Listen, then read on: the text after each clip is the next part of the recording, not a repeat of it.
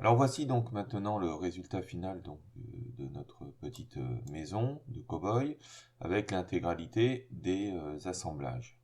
Alors bon, comme je disais dans la première partie, là on a des assemblages qui sont visibles. Bon alors il faudrait bien réfléchir, hein, soit carrément faire un autre système, les coller, ou mettre peut-être un élément par-dessus qui pourrait le cacher. Par exemple, j'ai caché les assemblages du toit derrière ici l'enseigne. Bien, alors dans cette partie du tutoriel, on va voir comment récupérer maintenant toutes nos pièces pour pouvoir les découper. Alors, on va commencer par supprimer notre personnage, voilà, qui sert à rien. Et on va devoir mettre toutes les pièces à plat avec la face visible vers le haut. Alors, c'est important la face visible dans le sens où parfois on va vouloir écrire des choses, mettre des textures. Donc c'est à ce moment-là que ça a de l'importance. Sinon, bon, il n'y a pas vraiment d'importance. Ça dépendra peut-être aussi des fois du contreplaqué que vous allez utiliser. Il peut y avoir une face qui est moins belle que l'autre. Donc voilà, on va prendre l'habitude de mettre tout le temps la face visible au-dessus. Alors on va coucher, donc on va enlever toutes nos pièces et les coucher. Donc je vais faire ça et je vais accélérer la vidéo. Donc je vais sortir toutes mes pièces, les, les étaler un petit peu partout.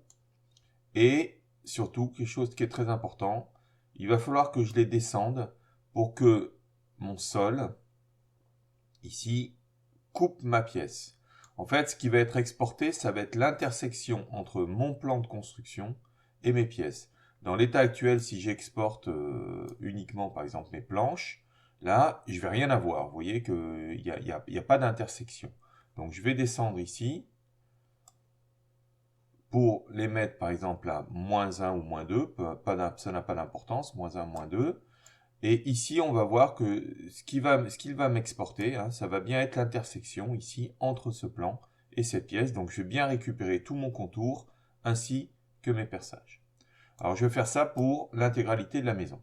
Bien voilà, donc j'ai mis maintenant tous mes éléments sur le sol et a priori ils sont tous en train. Ils coupent bien tous, alors il faut que je le vérifie, ils coupent bien tous le plan 0, hein, donc je le vois par des pointillés. Voilà, donc c'est vrai que j'avais les deux murs qui étaient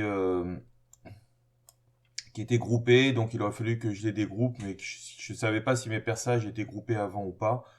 Bon, j'ai qu'à les dupliquer, de toute façon ceux qui sont en l'air ne vont pas être ne vont pas être exportés, donc il n'y a pas trop de soucis.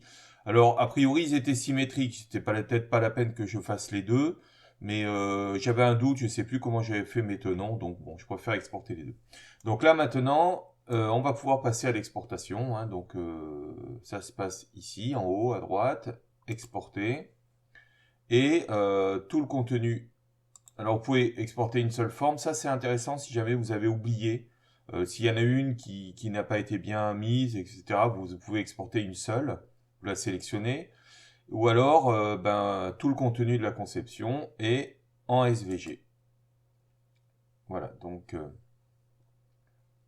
on va enregistrer le fichier et on va maintenant pouvoir travailler avec Inkscape. Donc là maintenant c'est terminé. On peut fermer Tinkercad. Alors voilà, maintenant j'ai ouvert donc mon fichier comme ça. Au premier coup d'œil, il semble qu'il n'y a rien. Bon, alors faut pas vous inquiéter, c'est tout simplement que à l'export, il a exporté tous les traits avec une épaisseur de 0,004 mm. Donc si j'augmente ici l'épaisseur, je vais pouvoir apparaître toutes mes pièces. Voilà, donc toutes mes pièces sont apparues.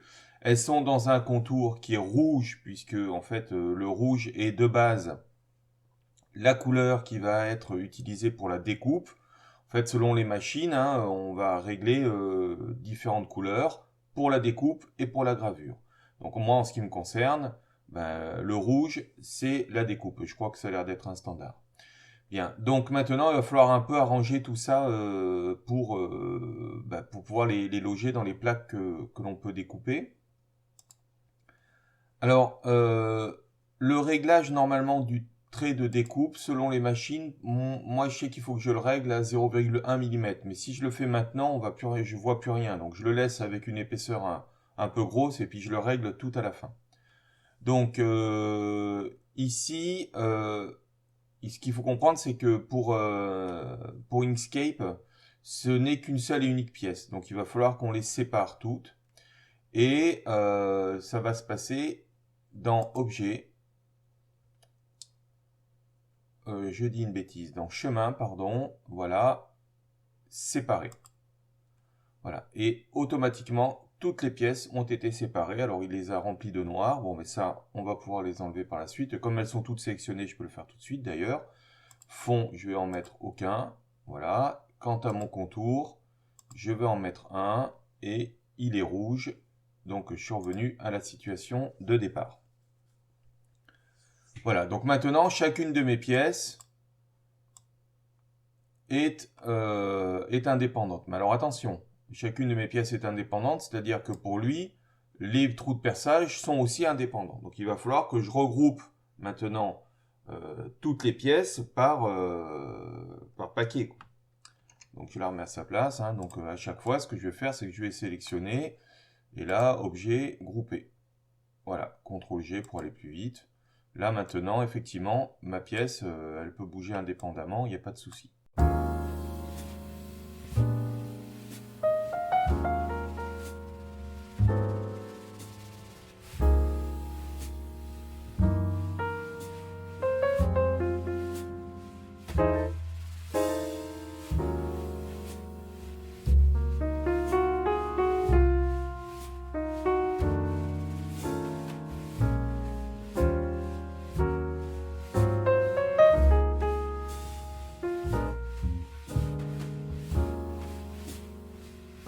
Voilà, donc là maintenant, toutes mes pièces, elles sont regroupées hein, par élément. Donc là, je vais pouvoir maintenant les assembler. Donc ce qu'il faut que je fasse, c'est que je définisse ici dans les propriétés du document, déjà la taille de ma plaque. Donc moi j'ai une largeur de 600 et une hauteur de 300. Voilà. Donc je sais que maintenant,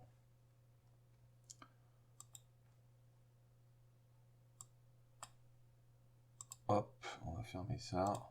Voilà, je sais que maintenant, tout doit rentrer dans cette plaque. Donc c'est à moi de venir maintenant faire mon agencement.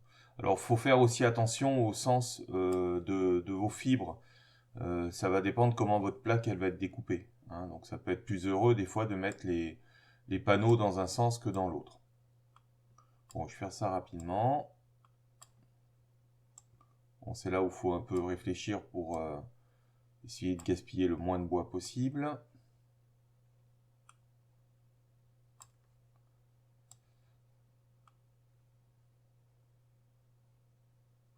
Voilà. Bon, je vais la mettre à part parce que si on veut faire des choses. Bon, allez, on va tout rentrer comme ça. C'est pas très important pour la démonstration. Voilà. Donc maintenant que j'ai voilà, j'ai mon fichier là, maintenant qui va être prêt pour la découpe. Enfin, partiellement. Donc c'est ici qu'il va falloir rajouter certains éléments. Alors, à partir de là, si je veux pas m'embêter par la suite, ce que je vais faire, c'est que je vais tout de suite mettre mes contours à la taille de la découpe. Hein. Donc pour moi, la découpe c'est 0,1. Donc je vais mettre tout de suite ici mes contours. Donc je peux les choper ici, voilà. Style du contour, hop, en millimètres. Et c'est du 0,1 mm. Voilà, alors pour vous, ça va être, vous risquez de ne pas bien voir, hein, mais mes objets sont là. Donc ce que je vais faire, c'est que je vais zoomer sur une partie pour expliquer ensuite la suite des manipulations. Au moins, vous y verrez mieux. Voilà, elle est là. Donc maintenant, il reste à mettre les éléments constitutifs. Donc je peux venir ajouter des textures, hein, ou venir écrire des choses. Donc par exemple ici, je voudrais écrire Je sais pas, j'avais dit saloon, coiffeur. Non, saloon, c'est un petit saloon hein, quand même. Hein. Bon, alors on va écrire saloon. On va aller prendre une police qui va bien. Ça colle pas. Qu'est-ce que j'ai comme Bogus, je crois. Bon, allez, hop.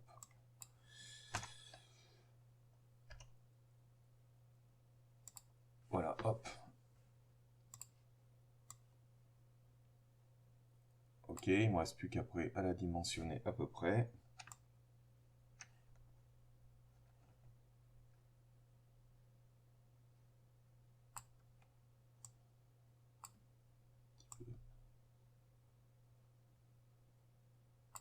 Voilà. Bien, et donc à partir de maintenant, là, vous allez pouvoir faire un petit peu tout ce que vous voulez en termes de décoration. Alors, ce qu'il faut savoir, c'est qu'il va falloir laisser vos décorations d'une certaine couleur. Mais ça, c'est par rapport à la machine. En fait, on peut avoir des degrés de gravure différents. Tu peux avoir des profondeurs de gravure différentes selon la couleur. Ça, c'est quelque chose que l'on paramètre par la suite. Je peux aussi faire des effets de contour. Si je prends par exemple ce contour, voilà, je vais le réduire. Alors en faisant bien attention, je vais le réduire un tout petit peu. Et je vais le passer en noir. Voilà, ce qui fait que en le centrant sur l'autre, j'aurai un petit liseré. Donc ça va me rehausser un petit peu. Voilà, alors il faudrait que je le retouche un tout petit peu maintenant, que je truande un peu mes points. Donc ça va pouvoir me faire un effet de style. Donc là, je peux le retoucher en éditant les points.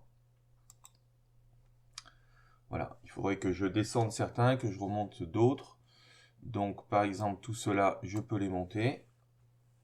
Alors je vais les monter en Y. Non, dans l'autre sens. Voilà. Voilà. Ici, en X, je vais les déplacer.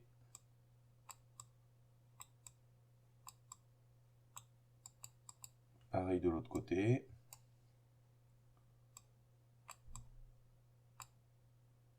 Voilà, à peu près. Et puis ensuite, il faut que je déplace toute cette ligne.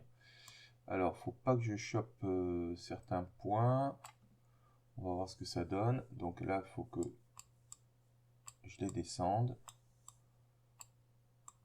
Voilà. Ok, donc là maintenant, effectivement, j'ai un effet de liseré.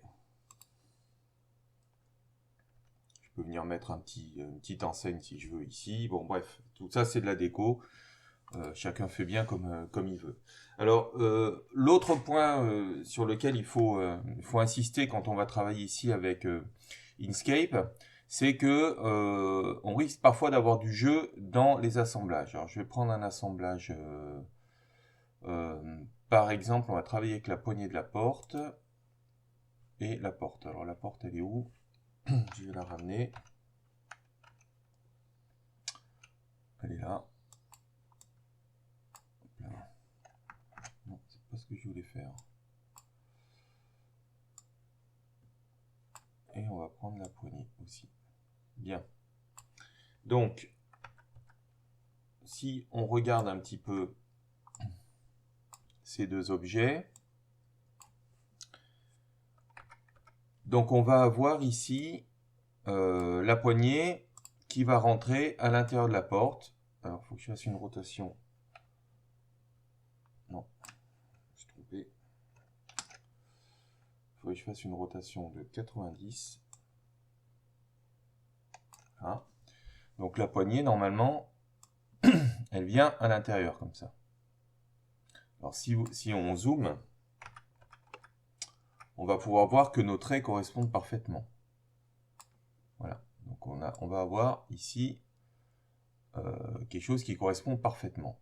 Ce qu'il faut savoir, c'est qu'à la découpe, il va suivre ce trait, et celui-là, et on risque d'avoir l'épaisseur du laser hein, de chaque côté, et ça va régler un petit jeu. Alors, sur des éléments qui sont collés, ça n'a pas vraiment d'importance, mais si vous ne voulez pas si vous voulez travailler sans colle, il va falloir retoucher, et ça c'est un travail qui est un petit peu long, mais il va falloir retoucher les différents assemblages. Alors on les retouche comme je viens de le faire, hein, il suffit simplement ici, par exemple sur la porte, d'éditer les nœuds, et puis de descendre cela. Alors ça, il faut faire un essai au préalable pour voir de combien on doit les régler. Donc ici, je vais par exemple, il faudrait que... C'est pas tellement dans cette largeur, puisque ça c'est l'épaisseur du contreplaqué. Donc moi j'ai pris du contreplaqué 3, attention, des fois le contreplaqué fait 2,9, hein, donc ça aussi parfois il faut le contrôler au tout début du projet. Je crois que j'ai oublié de le dire ça. Donc ici, je peux régler assez finement, hein, si je sélectionne ces deux, je peux venir les descendre assez finement, donc c'est en Y. Donc si je veux les descendre, par exemple, je vais mettre, je vais me mettre ici, et puis je vais descendre. Non, le plus, pardon, voilà. Donc là, je travaille au dixième de millimètre. Et je peux travailler même au centième si je veux. Voilà, donc ça, ce sont des tests à effectuer pour voir comment votre machine découpe et quelle est sa précision. Pour ce qui est d'une texture, on va chercher un fichier image. Voilà, hop. Voici, donc j'ai ici ma texture et je viens la mettre sur ce que je veux texturer. Hein, donc ça va dépendre, je peux en prendre tout ou partie. Admettons que je vais faire ma porte texturée. Bon, je vais ici peut-être le mettre dans l'autre sens, ce sera plus heureux. Voilà. Et ensuite, on va zoomer, je vais venir le mettre sous là je le recouvre, hein, donc il faut que je le mette dessous. Donc ici, hop, je vais le mettre dessous, je vais enlever ma poignée. Voilà. Voilà. Et ce qui va se passer ici, c'est que à la gravure, alors selon bien entendu ce que vous avez, vous allez, hop, on va la réduire un peu, voilà. Ah, trop. Hop, on va faire comme ça. Voilà, et donc selon la machine que vous avez, vous allez avoir vraiment une gravure qui sera assez fidèle. Hein, l'autre possibilité, ça serait de la convertir vraiment en noir et blanc, comme j'avais montré tout dans la voiture du première partie de ce tutoriel. Donc voilà un petit peu comment réaliser une maquette en bois, en 3 dimensions. Alors ça prend un tout petit peu de temps au début, mais l'intérêt c'est que on peut très facilement ensuite modifier ce que l'on a réalisé. C'est vrai que ici, si je veux faire une maison à étage, j'ai pas grand chose à modifier hein, dans ma conception 3D pour à partir de la même base avoir une autre maison et je peux faire comme ça tout un petit décor assez facilement. Voilà, ce tutoriel maintenant est terminé. À vous de jouer.